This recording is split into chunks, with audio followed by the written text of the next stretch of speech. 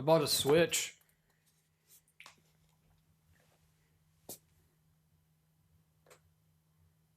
Yooka-Laylee to me is the equivalent of a juicy burp after I've eaten some tacos.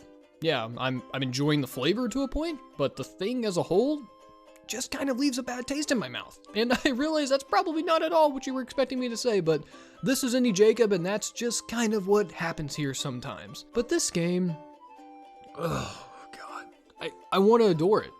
I really want to love it. I mean, I want to cuddle with it every night as I whisk myself away to dreamland, but I just can't.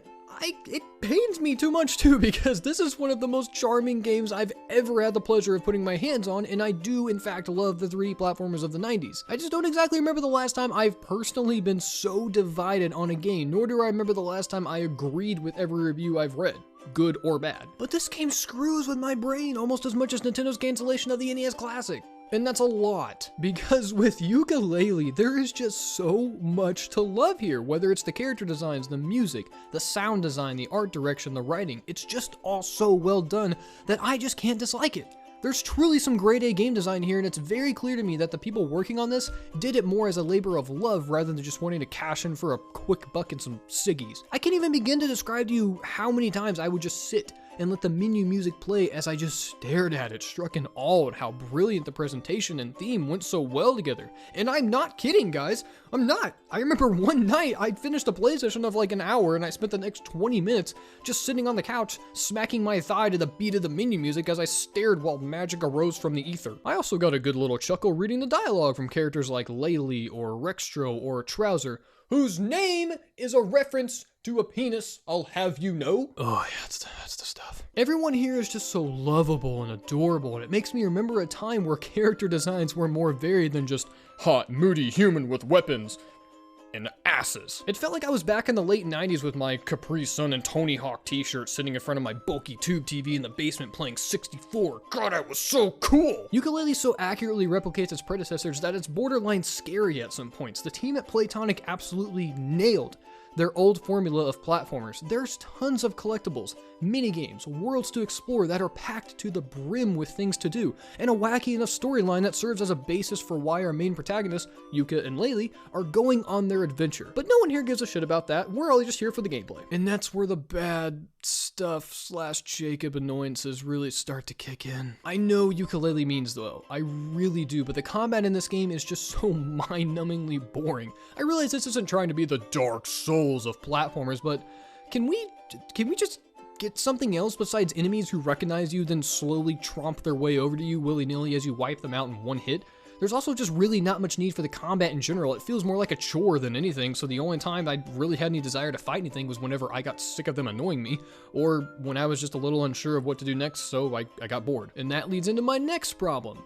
Where's the map? I know this is something that's not fairly common in 3D platformers, but for a game that sports massive worlds with much free roaming to be had, that's a modern addition that most definitely should have made it into the game. Some people may not have an issue with this, but I'm the type of dumbass who constantly looks at the map just for reassurance that I'm heading in the right direction or to remind myself where something is at.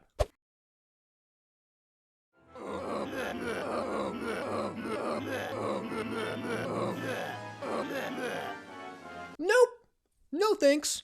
Obviously, this is a recreation of the voice acting of Banjo-Kazooie, but tell me, does this sound appealing at all? Ah! Ooh, ah! Ah! Ah! Ah! Ah! And these trivia sections. No game, I don't know how many treasure chests are in this room because the room was pitch black when I first entered in it, and I went up to the objective point without thinking about doing that because that's obnoxiously specific to assume the player would do that.